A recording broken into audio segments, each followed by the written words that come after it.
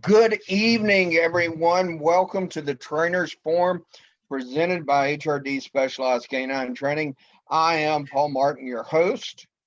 And this week and this month, I hope that you have had a wonderful Thanksgiving and that everybody is staying safe.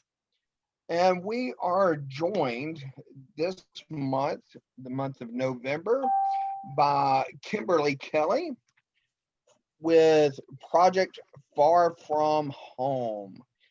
Kimberly splits time between California and Colorado, and she travels all over the country like a lot of us do. Unfortunately, due to COVID, a lot of that travel has been curtailed this year. And so Kimberly is going to talk to us tonight about our missing and searching for the missing Alzheimer's patient. And I want to give everybody the heads up. This is a jam-packed hour or so of information. And with it, Kimberly has put a ton of work into developing this program, and she's trying to condense down about 8 hours of information into 45 minutes or so. So with no further ado from me, I'm going to turn it over to Kim.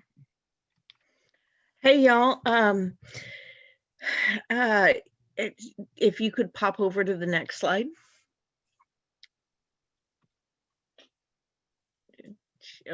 Or not, that's okay. Here's the thing. We're all here to search for missing persons. And it's really hard. Oh, you can go back. Go. Prince Edward's fine. It's really hard to have this discussion without being able to put a name or a place to it. So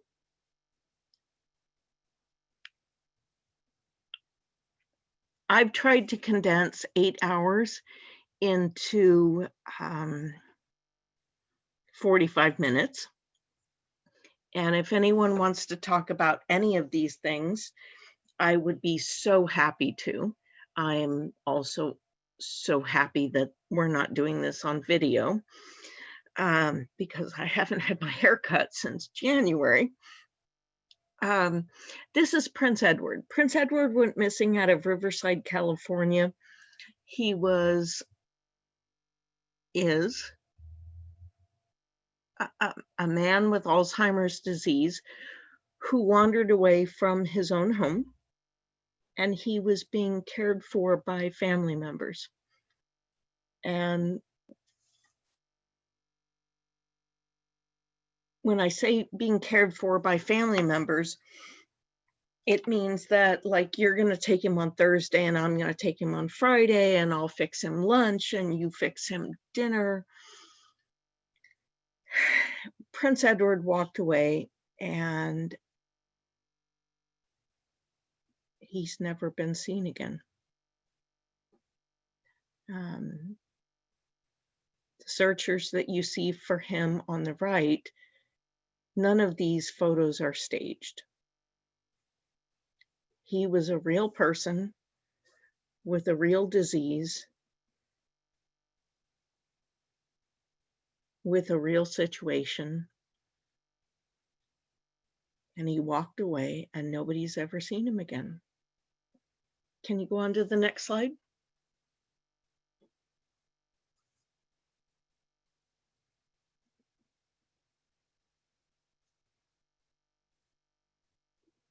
Okay.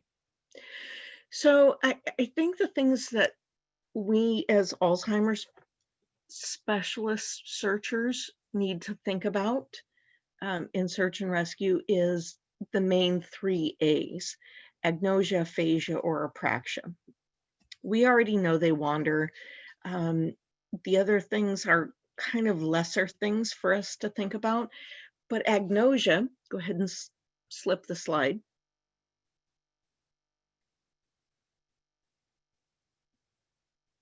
Agnosia is the loss or the reduction of the brain's ability to interpret visual objects. Go ahead and flip the slide.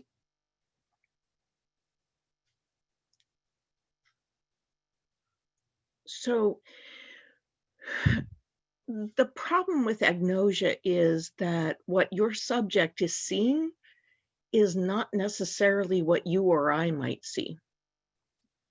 And that's true for a whole lot of things.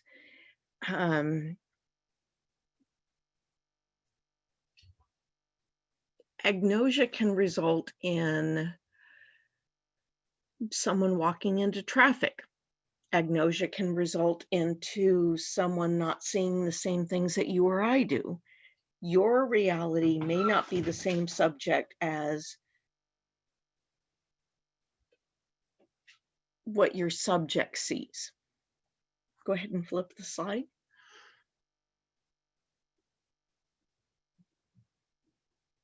For my dog handlers, one of the things that I'd like you to think about, not only when you're choosing temperament and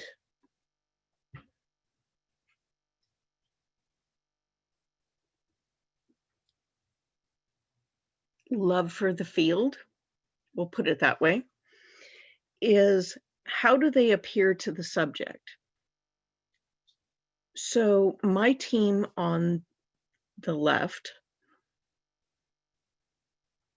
always chose Black German Shepherds. The problem is how does that appear to the subject?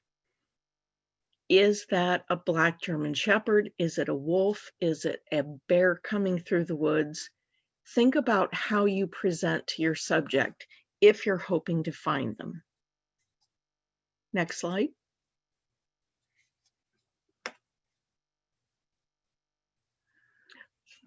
One of the issues with Alzheimer's disease is, and I'm going to just be totally honest with you here, I have a hard time pronouncing this, prosopagnosia. It is a matter of facial blindness. So how does this person that is approaching this missing person appear to them? And how do we present ourselves to them? Next slide.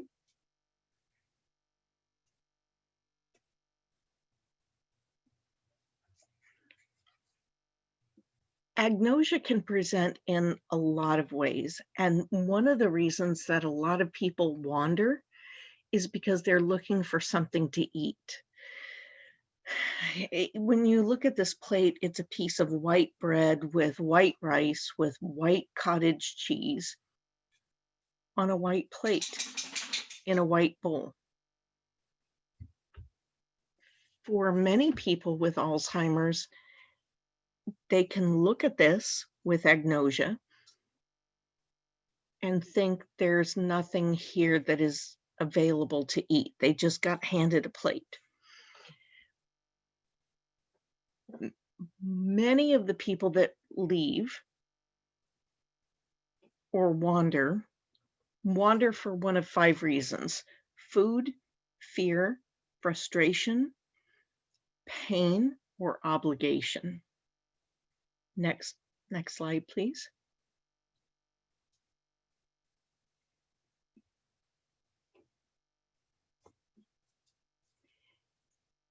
And they may not always recognize boundaries that are posted. So everything that is in this presentation is an actual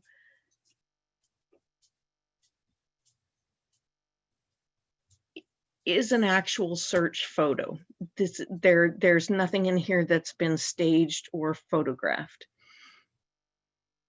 This photo was from a woman in San Diego in Oceanside around 2003. Her daughter wrote this note: "Mom, for safety's sake, do not open this door to anyone you do not know or are not expecting." The problem is we're writing these notes for people who have brain issues or memory issues. Boundaries are not always effective, and they may not always be recognized. And so searchers, when we arrive on a scene or a situation, may be told things by family that have to be believed in, but aren't always accurate. So in this particular case, the daughter wrote, "Mom, for safety's sake, do not open this door." I want you to think about why she would feel like this was a note she would have to write. Because Mom opened the door. And think about it from Mom's perspective to anyone that you do not know. Well, if Mom has a memory issue,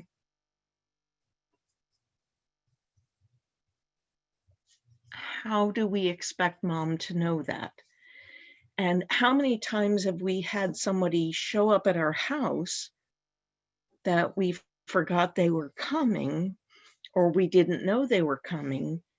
So the part about are not expecting is not okay.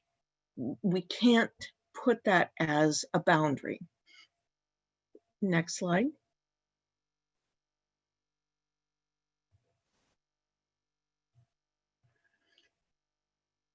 One of the issues with people with Alzheimer's disease or dementia is they continue to drive. And I know that we frequently in SAR or law enforcement talk about revoking people's driving privileges. But until we can actually put a driver's license key into an ignition key, the car is still going to continue to start.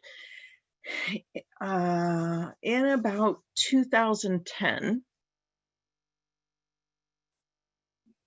there was a study that was done on Alzheimer's patients with either patients, pets, or spouses. And what they found was that on average, either alone or with someone else, they went more than 500 miles. The problem was that out of all of those patients,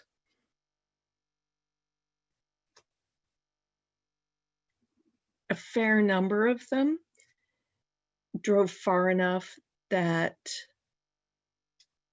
they didn't know where they were. They drove off the road. They drove with a spouse or a pet that then became impaired or at risk or died.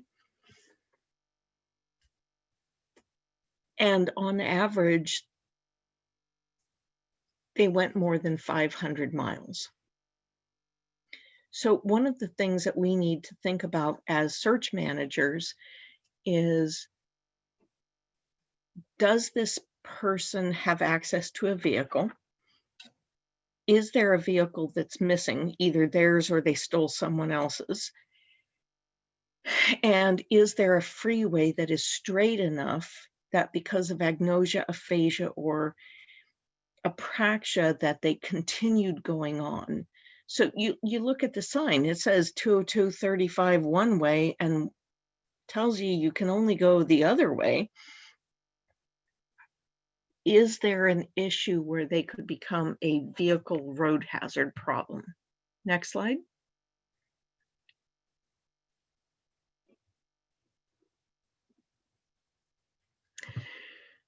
So if we were all in the same class, in a classroom, I'd have you all stand up, have you put your arms out, and you know what? It would be awesome if you could do that right now. Just stand up, put your arms out as far back as you can. Next slide. All right, without moving your head, can you see your arms?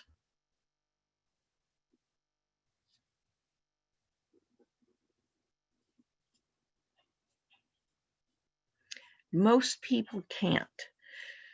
So as you're standing up straight out with your arms out as far as you can't see your arms. So start wiggling your fingers and bring your arms in until you can actually see them. Next slide.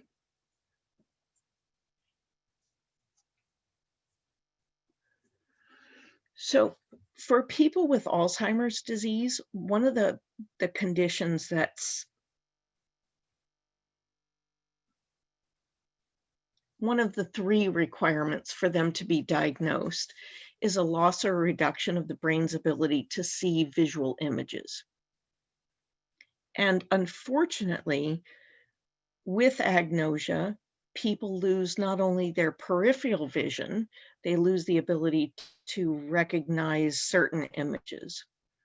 So now think about a subject who's out in the field and he or she is wandering and they can't see you. They can't see water. They can't see a truck. Do you know what the top 3 leading causes of death for an Alzheimer's patient are in the field?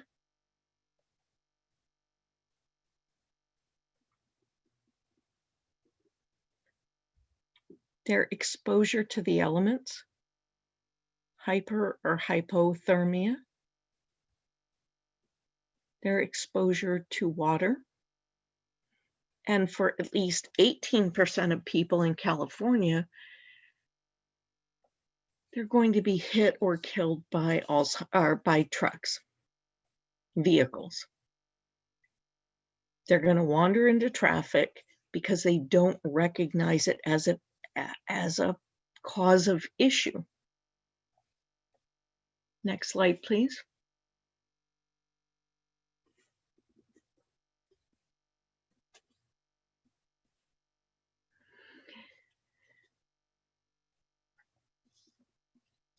If you are in the Florida or Southwest Georgia, Tennessee, Texas area, one of the things I'd like for you to think about is that while we often say that drowning is the 3rd leading cause of death,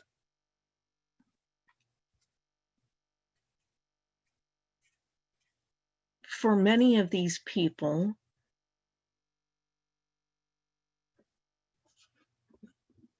they may have been attracted to the water. They may have been near the water. There is 100 reasons why we could discuss why they're near the water. But for at least 7 Alzheimer's patients,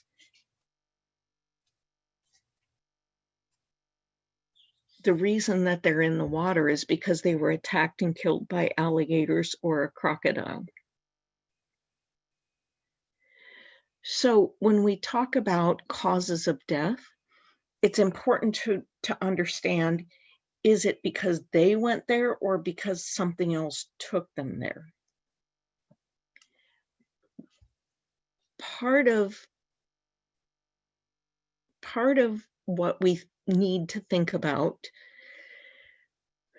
in discussion of how people behave is how they view the world. And so for Alzheimer's patients, that agnosia, that loss or a reduction of the brain's ability to interpret visual images, drives the way that they see. So next slide, please.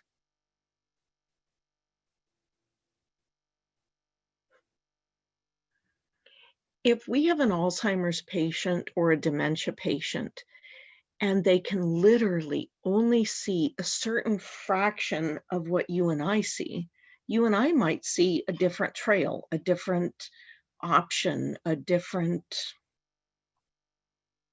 path for them. So let's do this. Put your arms as far back as you can. And we would be doing this if we were in a real life class, but put your hands back as far as you can. Wiggle your fingers. Can you see them?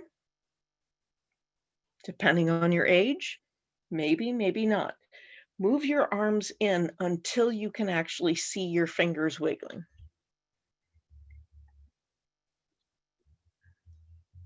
As we age, our peripheral vision changes. It gets smaller.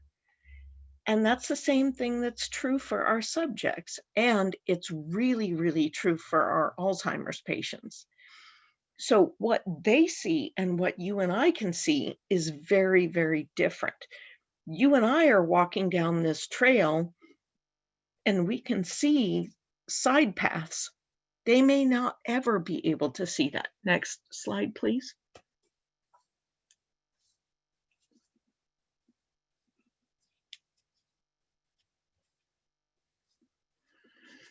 And this is something that's important for us in search and rescue to remember, period.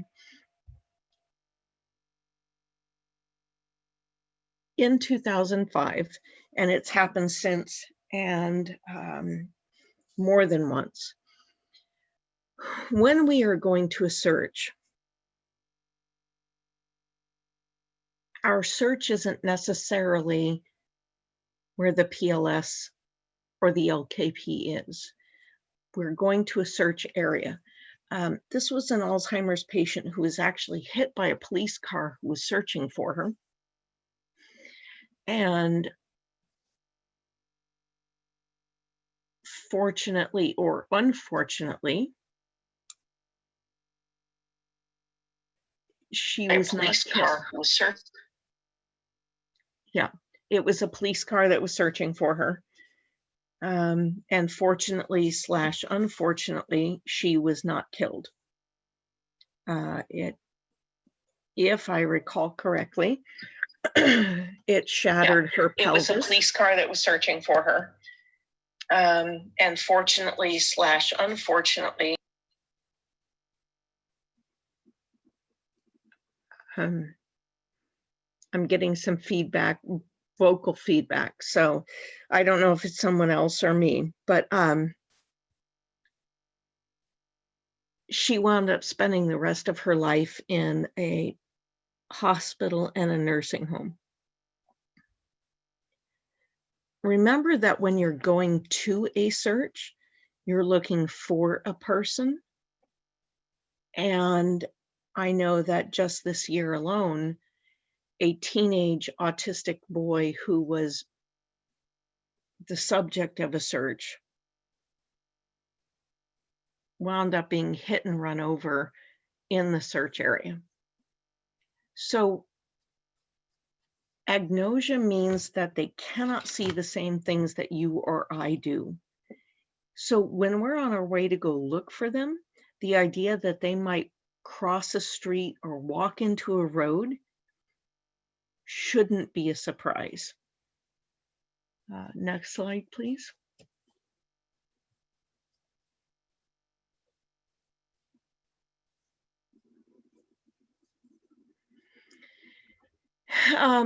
If you look at Chris Young, Robert Kester, John Wiebring stuff, in most stuff for an urban environment, the subject is usually found along structures or walking along a road. These are the things that we are driving through on a regular basis. Next slide, please.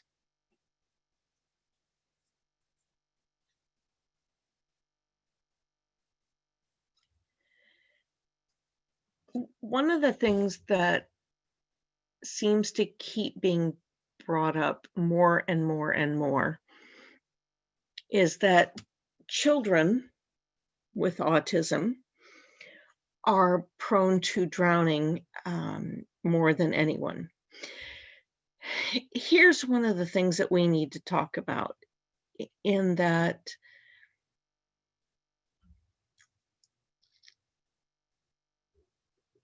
while we talk about children with autism all the time,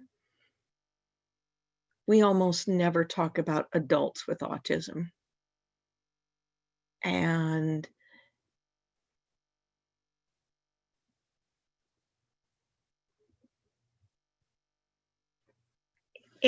while we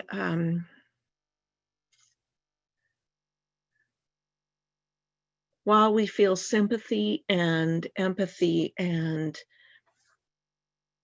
an urgency for the former, we often don't find the same for the latter. Can you change the slide, please?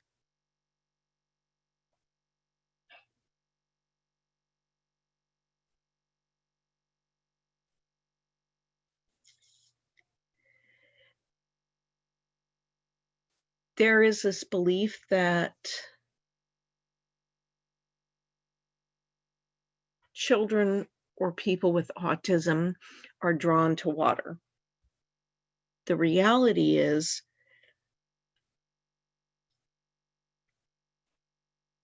many people end up in water just because they don't recognize it as a hazard. So in this particular case, this was up in Oregon. This was an elderly man with Alzheimer's disease. And in the next slide, if it comes up.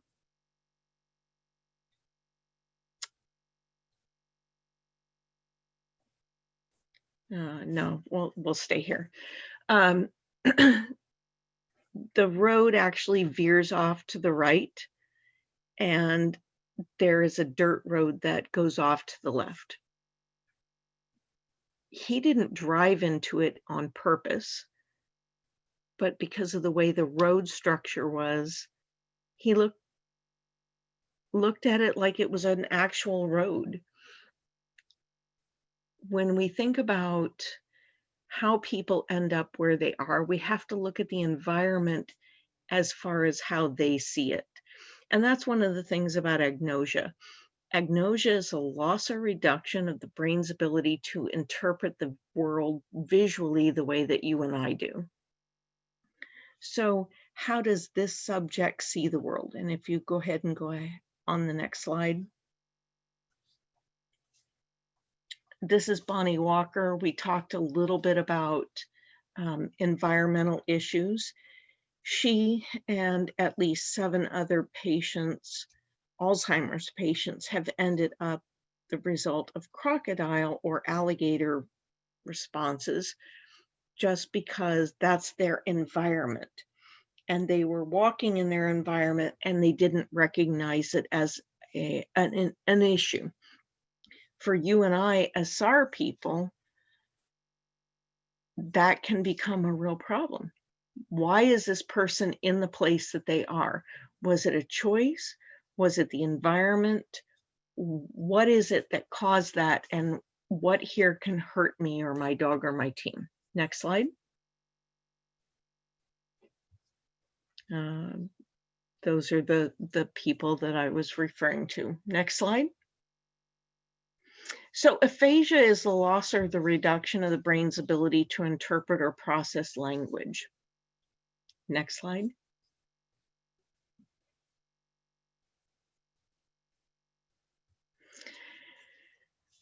So aphasia is a loss of words. It's not a loss of intellect. I don't know how many of you, and given the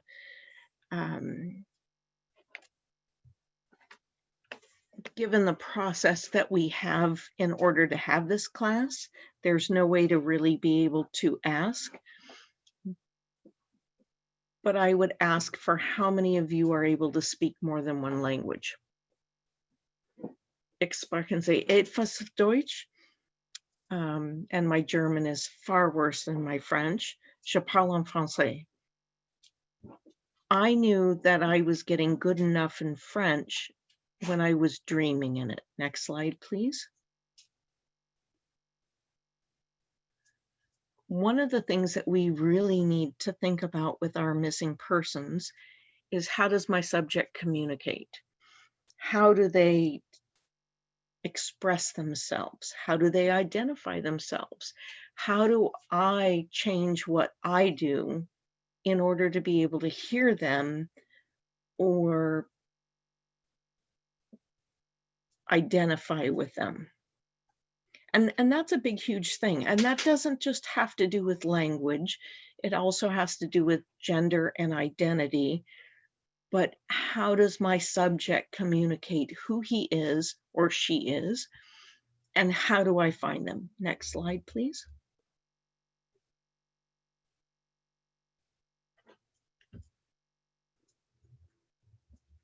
So this is a real missing at risk persons flyer, and it was awesome. Oh my gosh, this was awesome. Not only did the Sacramento PD, her sheriff's department, ask for help, but they gave his name, his information, his potential clothing, but they also talked about, if you look down on his third paragraph, he does not speak English. Kind of wish they had put that up higher, but it made it very clear that if you're trying to talk to him in English, he's not likely to respond. If you look down a little further, it gives you an update. It tells you that he was found, and it tells you where he was found, along with all of the other information that the public might want to know. So this isn't a garage sale that never happened. There was an answer to that. It gave you a real photo of him, not a glamour shot photo, and it gave you everything that was legally responsible to release. And he was found. This is a huge, huge find in comparison to some of the others that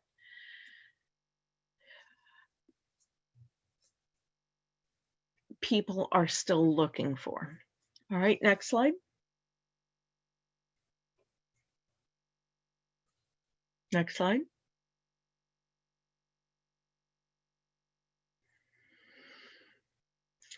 This was a search and rescue operation that was involved. Next slide, because this is just a place filler slide.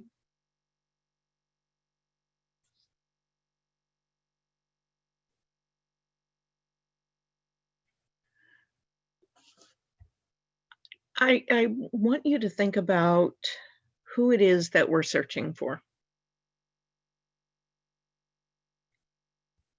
If any of you have ever read the book So That Others May Live by Carolyn Hebard and Hank Whittemore,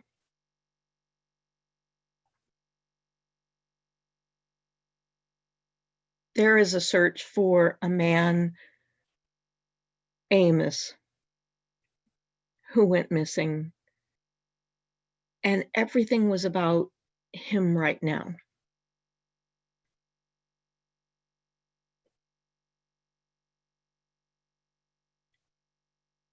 I would like for you to think about the people that we're searching for right now,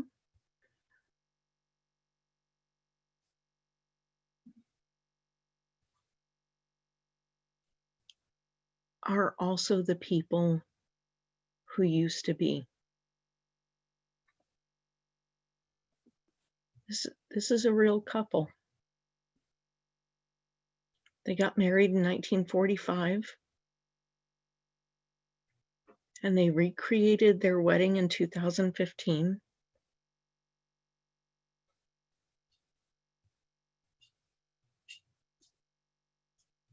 And if he went missing,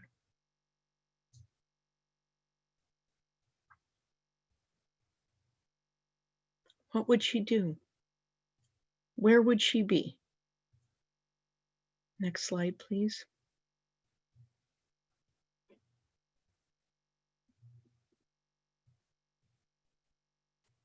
This is a real couple.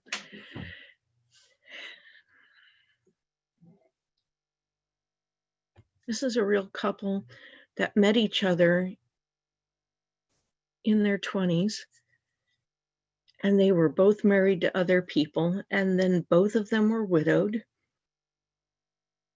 And in their 70s and 80s, they were both widowed. How would they give their information or their stories or their history? Next slide, please.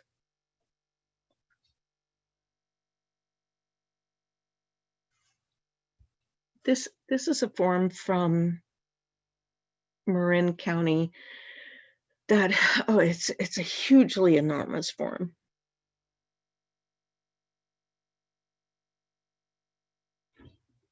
But they have this form so that they can help find people, so that they can put things into context. Next form, please. One of the things that I would like for you to think about as search and rescue professionals is not only the name to call, but who this person is. Next form, please.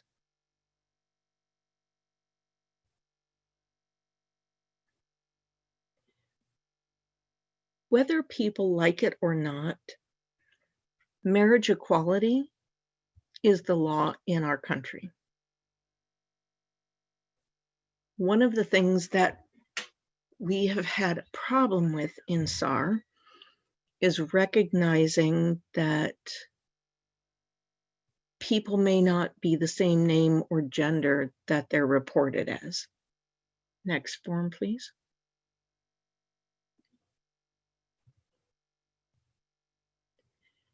So when you're asking about who this person is, or how they identify themselves, or how they recognize themselves, it's important to understand that it's not how we recognize them, it's how they recognize themselves. The second part of Alzheimer's disease is apraxia. Apraxia is a loss or reduction of the brain's ability to coordinate fine and gross motor skills. Next slide, please.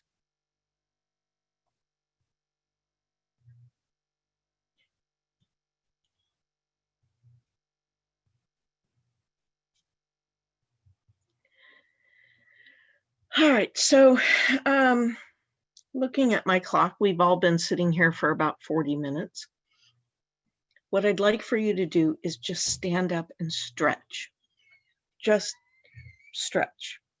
Get yourself off your chair, get yourself off the bench, just stretch. While everybody is stretching, I want to take a quick moment.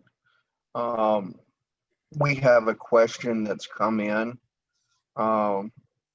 Kim, do patients that repeatedly go missing, are they typically found in the same areas or in different areas? You don't have to answer that right this moment. I think you're going to cover that as we continue on. But I did want to make that question, put that question out there for everybody. Paul, I'm super glad that you brought that up because I'm not seeing the questions. I'm only seeing the screen. Yes, people who go missing are often found in the same areas, but not always.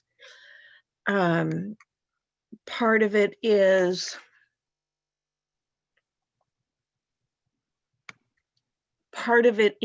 behavior driven, and part of it is escape seeking. Does that make sense? Very much so.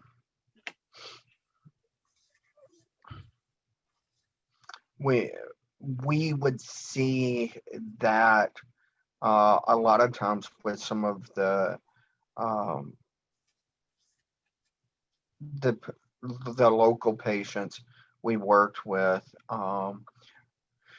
when I was in EMS, but also when I worked in wilderness therapy. A lot of times, if we had a juvenile patient that was attempting to run, not so much run, but draw attention to themselves, they would go to those same type areas to conceal themselves. So I think the thing that how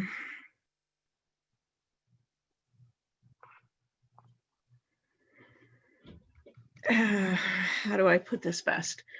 I think one of the things that we all need to think about is that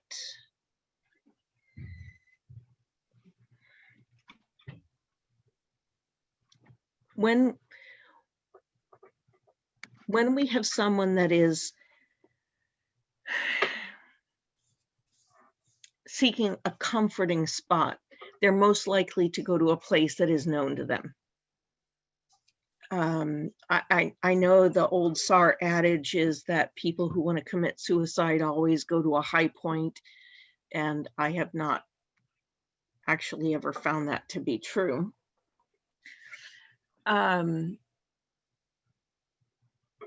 they generally do not seek places that are unfamiliar, especially if they want to be found, including if there's a life insurance policy involved. On the other hand,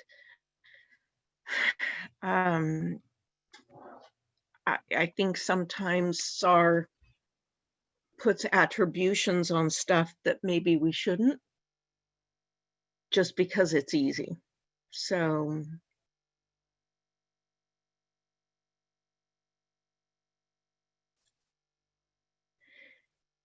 I think, well, actually what I think is not important, but the long and the short of it is that many persons with Alzheimer's disease or dementia, they seek out places that are familiar.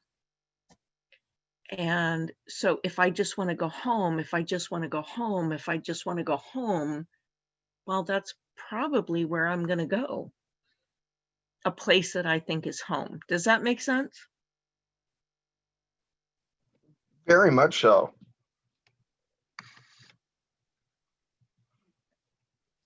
So one of the things with agnosia is, how does this person view the world? And not just psychologically, but how do they literally view the world? How does their brain interpret or see the world? If you and I only see certain things, and by the way, as agnosia progresses,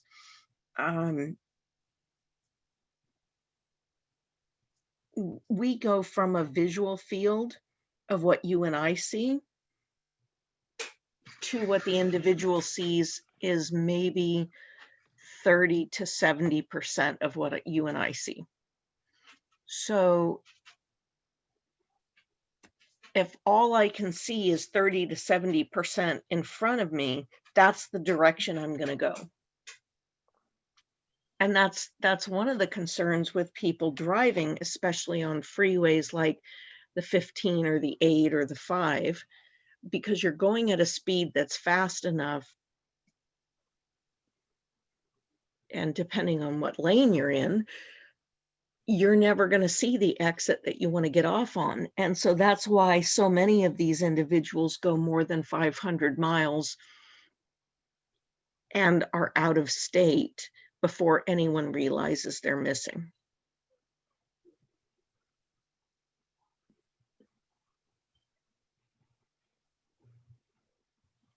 So we're here at aphasia. This slide here is the last. This is actually at a Contra Costa. I guess the concern being here is that persons with agnosia and aphasia and apraxia and or any kind of dementia, doesn't matter what type, what diagnostic, we often think they can't go very far. But if you don't recognize your environment and you have a drive to go somewhere, then you're probably not going to be all that concerned about taking someone else's stuff.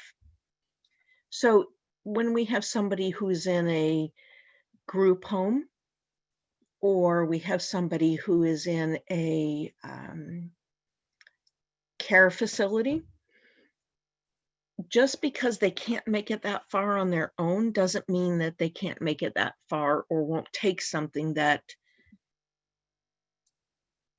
facilitates that. Next slide, please.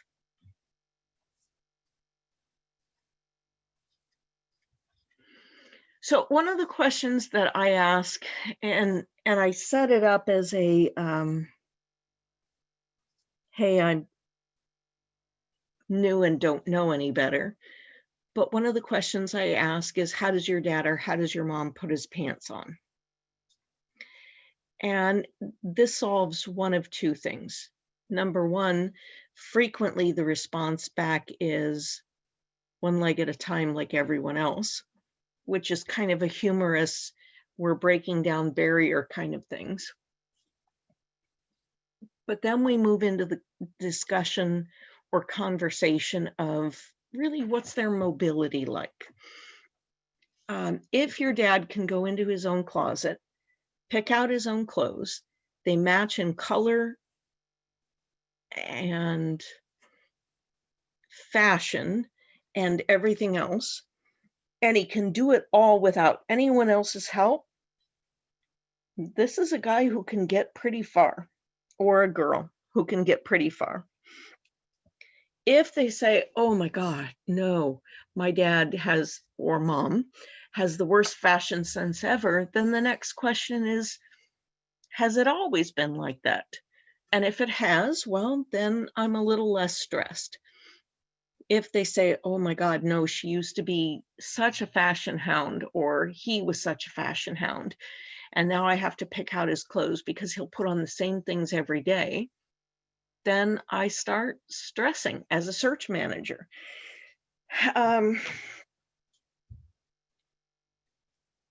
There was a man that I...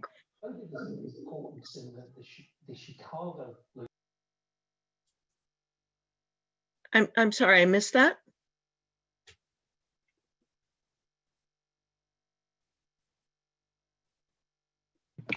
I think somebody came unmuted. Okay, Go ahead. But were they asking a question? No, ma'am. Okay. So I had a young man whom he since passed away that we sort of adopted as a brother, and his name was Kevin. Kevin was profoundly autistic.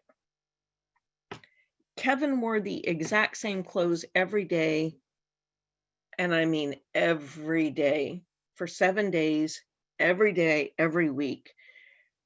If Kevin went missing, it would have been really hard to figure out when he went missing, because frankly, if I said he went missing and he was wearing gray sweatpants with a white shirt with a gray hoodie, that's what he wore every day. So part of the questions that we need to ask as search managers is not only how often do they wear this, but how daily do they wear this? Because someone could say, oh yeah, I saw him on Tuesday. Did you see him on Tuesday, or did you just happen to see him wearing the same clothes every day? Is this person using an assistive device? Are they using a walker? Are they using a wheelchair?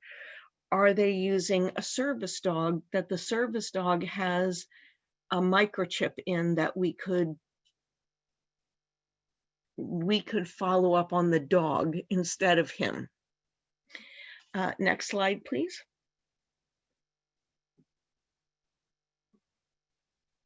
Quick question that came in from our Facebook viewers.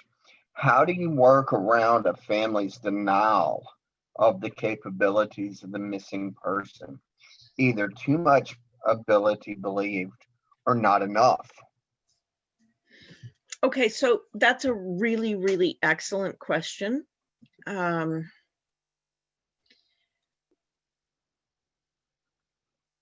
And I think part of that is going to depend on the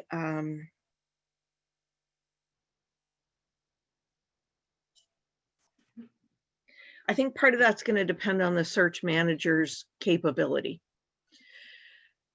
There are always going to be families who will tell you that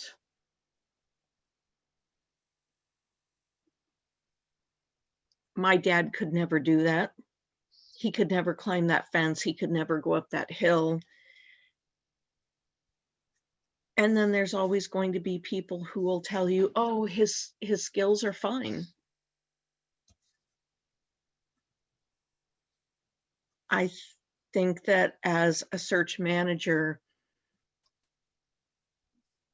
the person that is going to be most effective at these kind of searches is going to be the one that asks the hard questions, but also doesn't necessarily believe everything they hear. Like this particular patient.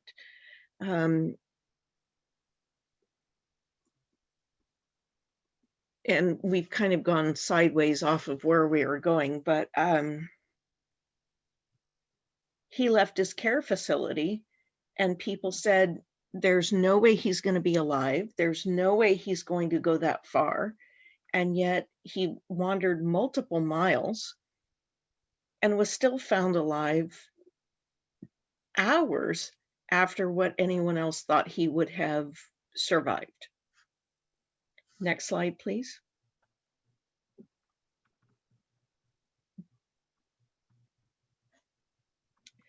One of the things that I was asked about in a previous training was about agnosia and apraxia. People with apraxia will not have the same balance that you or I will. Next slide, please. And if you are motivated enough, you will do things that most people think you won't do. Most people are motivated out of food, fear, frustration, pain, or obligation.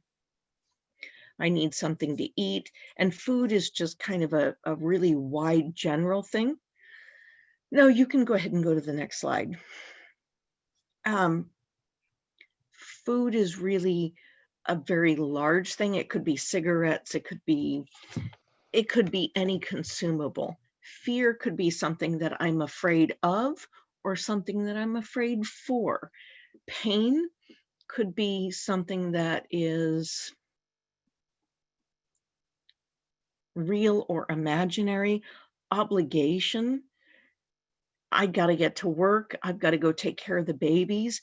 There's something I've got to do. So people leave for a variety of reasons. Why do we respond? We respond because people are in trouble. So this guy here, Henry, and this is not a made-up photo. This is a real missing person. Next slide, please.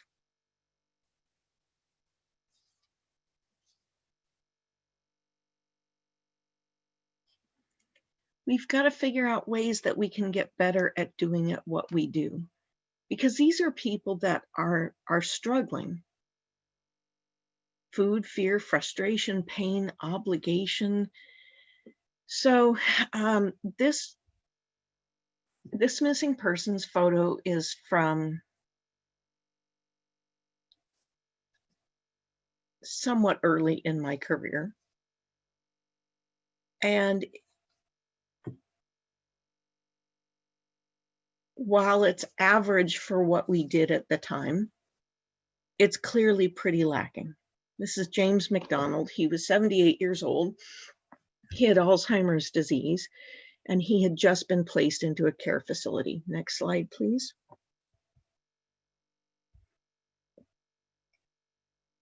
This isn't a great missing persons photo. And the sad part about this missing persons flyer is what you're seeing is the second copy which a third copy was made of and given to the public. Next slide, please.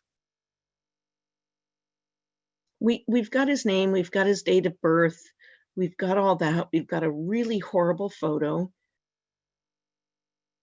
But look at the phone number on this police department. And Escondido PD is probably, if you're ever going to go missing in Escondido PD. There's no area code there. And there are 3 separate Escondido PDs in this country. So you would assume that people would know, but that's not the way technology works. We also can look at his weight. He is not 760 pounds. Next slide, please. Having a good, clear, color, current photo is important. This is Sheila Ann Lopes. She's been missing for,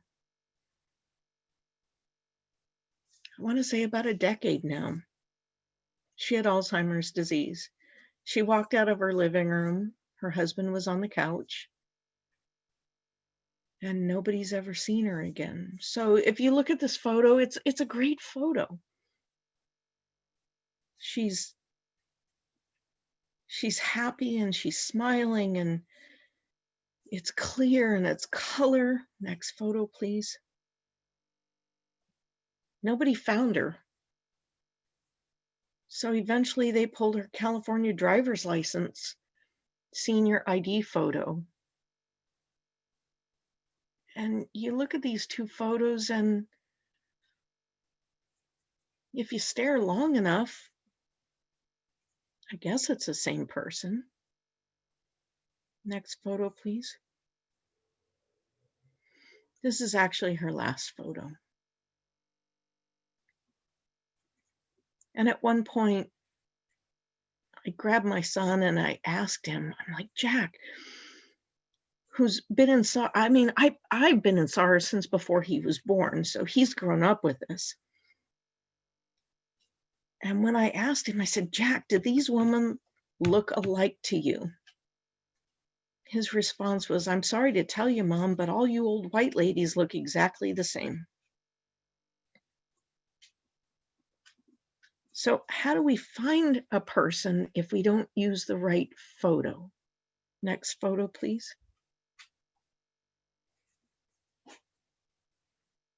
The photo that you see in the bottom middle, that's the photo Escondido PD is still showing today. Next photo, please. This is Prince Edward, who you saw at the beginning, and I talked to you about that everything in this was a real photo and not staged. Prince Edward went missing in, gosh, I couldn't tell you when. And I've looked for him for years. I've had his photo everywhere. He had Alzheimer's disease. He wandered while he was being cared for by his niece. And while I was in Oregon last September, we looked up his case. And next photo, please. This new photo came up. If you look at his Adam's apple, you can tell it's the same man. But otherwise, how would anyone have ever known?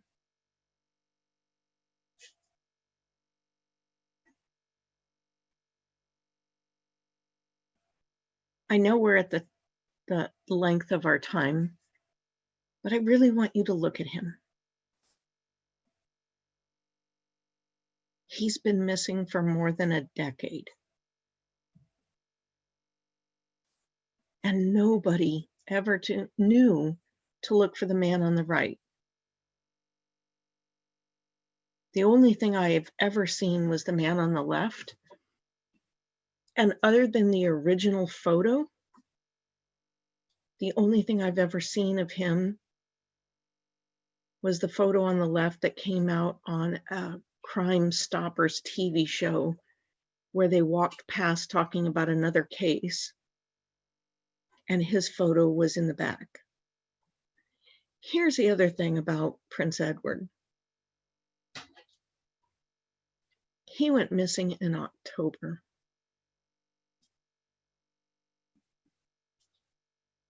His missing poster went out the second week of December. Nobody's ever going to find him. Next photo, please. This was a woman that went missing out of Beaverton. She left in a purple Dodge Dart car. She was helped by 2 police officers. She stopped at a bar and asked for directions.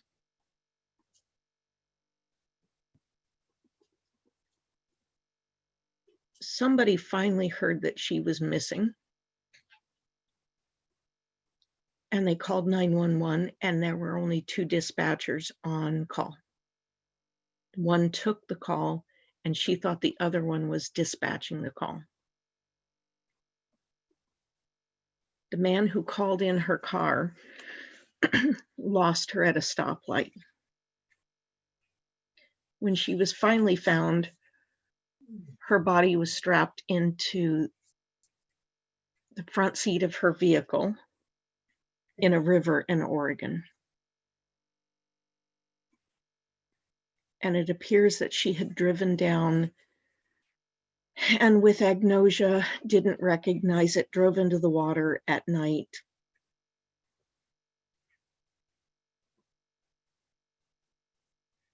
And nobody found her until some guy trying to dump a boat in the water hit her car.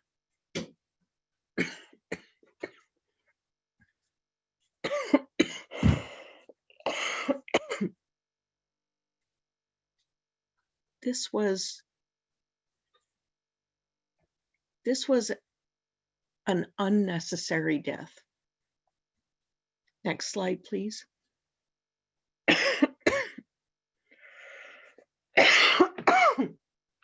This is Barbara Berlin.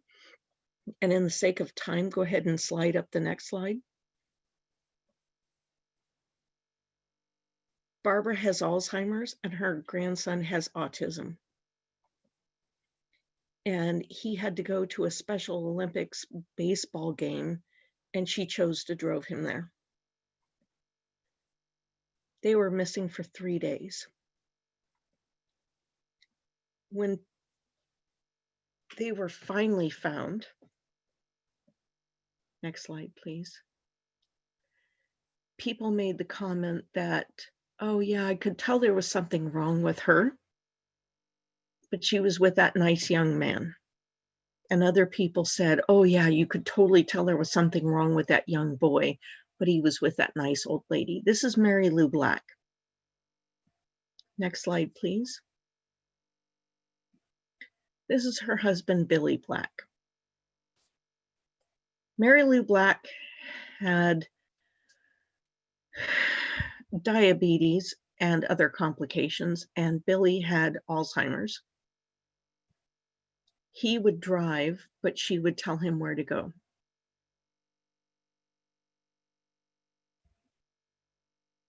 They've now been missing for almost a decade. They went for a drive and nobody has ever seen them since. Next slide, please.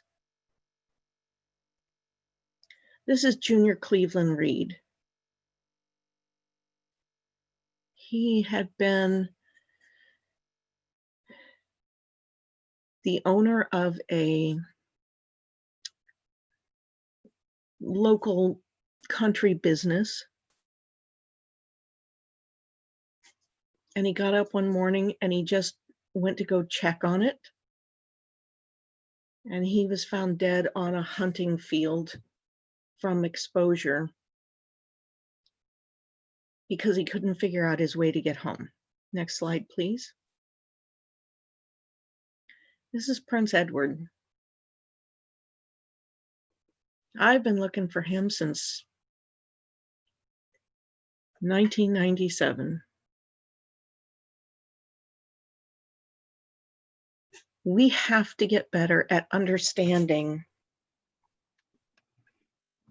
why people go missing and how they go missing. Next slide, please. A great question has just come in.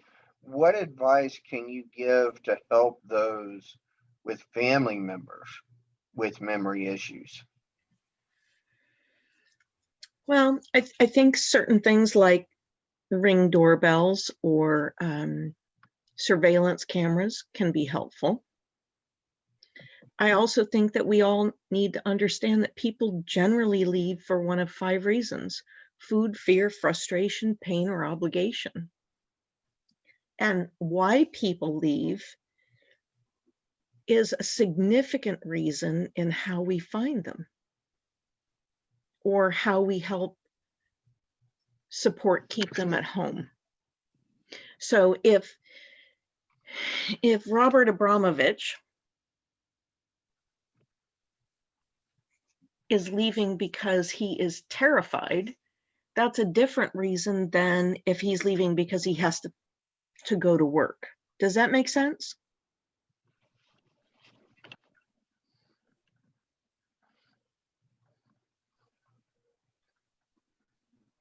So, Ellen, I see your response. It just popped up. Let me just close this out with Robert Abramovich.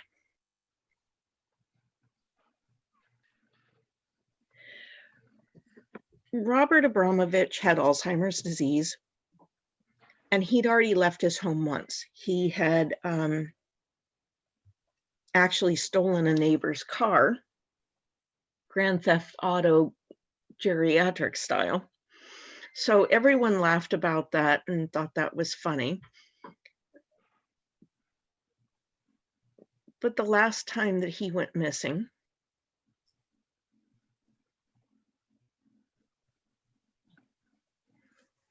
he walked away from his house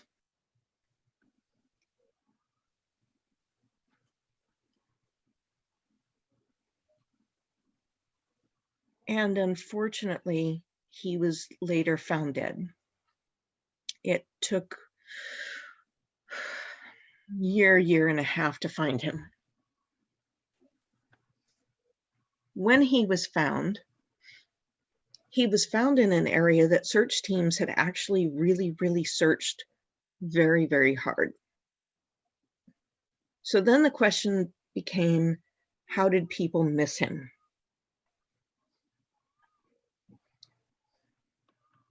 They didn't miss him. What nobody bothered to ask is, what languages does this individual read, write, speak, or understand? What's his history? What's his background? And Robert Abramovich had been a Holocaust survivor and a concentration camp survivor. And the day he went missing was the first day of hunting season, where the local game range that he was found dead a mile from had started open season firing. So he left his house, and this Holocaust survivor that just wanted to get back home, that's where the SAR team had coordinated at, and that's where the law enforcement was coordinated at. And so every time he tried to get back home, there's a cop standing at his front door. And every time he tried to sneak back around the back door, there was a cop at the back door. And he ultimately died of exposure looking at his own home. Now, the picture that I would like for you to look at on the left of his wife and his son and his granddaughter, the woman is his wife.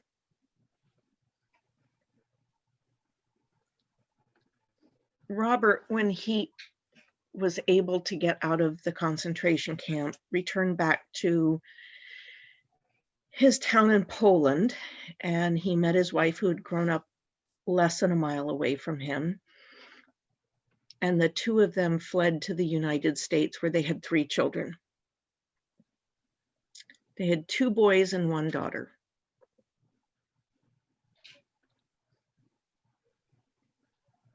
Their oldest boy went back to Poland to be a dentist, and he was killed in a car crash.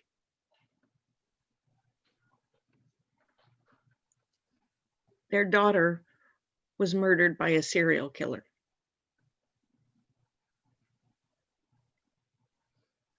And his wife went for more than a year not knowing where her husband was because he wandered away and died. And that's all that's left of her family. We talk a lot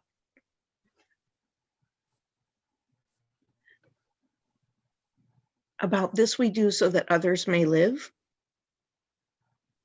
And we always think it's about the subject.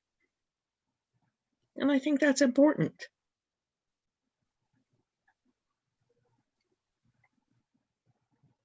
But I'd like for you to look at that lady there, who's now not only lost a son and a daughter, but didn't know where her husband was for almost 2 years.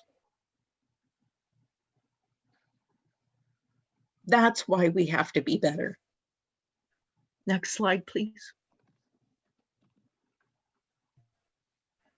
So looking at my phone, we have already gone over our time limit, but if anybody has any questions, I would be happy to answer them for you.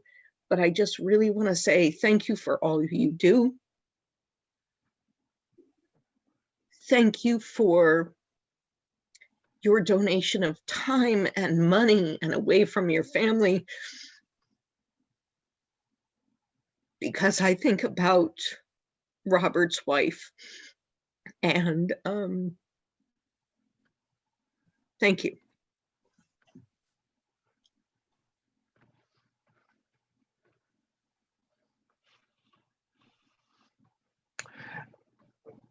Kim,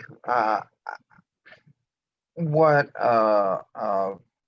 powerful presentation, especially with some of the other challenges that we are facing as a society right now. Some of the comments, Jeannie Camp says, thanks. Ellen, thank you for bringing all of this information to all of us. We need to speak of all of this way more often than we do. Suzanne says, thank you for that very heartfelt presentation. Thank you, Kim, for sharing your knowledge with us. From Donna. If anybody does have any questions, and this is, both our audience here on Zoom as well as Facebook, we've got a few minutes, and please submit those. I will be sharing contact information for Kim. Couple more have come in with thanks and so forth. Yeah, so if anybody wants, probably just given all the COVID stuff that's going on, if you want to reach out, my phone number is 760-315-1895. Send a text message. If we're friends on Facebook, send me a message. Understand that if I don't see it right away, that's kind of the way life is right now. But I really want to thank Paul for opening this venue and forum for us all. Thank you. Thank you for taking the time to join us tonight, especially with this being a week of for family and so forth. Again, if anyone has questions, here's Kim's contact information. I know she's friends with a lot of us on Facebook as it is, but you also have an email address here on this slide along with her cell phone. Don't call, just text her.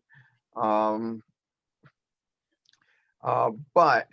I do want to, again, thank you, Kim. Thank you all that have joined us tonight. I do want to point out that next month's host, we're changing things up a little bit, is going to be Brad Dennis.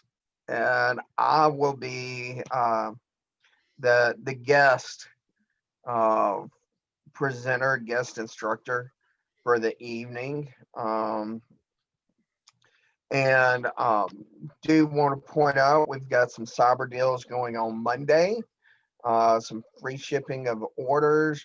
We've got our 2020 or 2021 webinar series, because I take this time to share this with you because I have tried to provide this forum, the monthly trainers forum, free of charge to any and everybody. And that's why we make these recordings available on YouTube.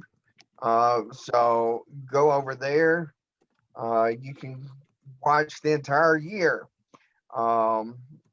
In a couple of days, this one will be back up there on YouTube. So please watch this again when it comes out. Share it. I think there's been some great information. And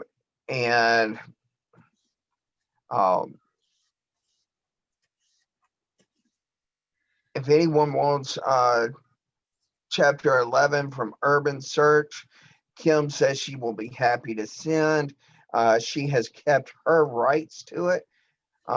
So she can't share the book, but she can share what she wrote.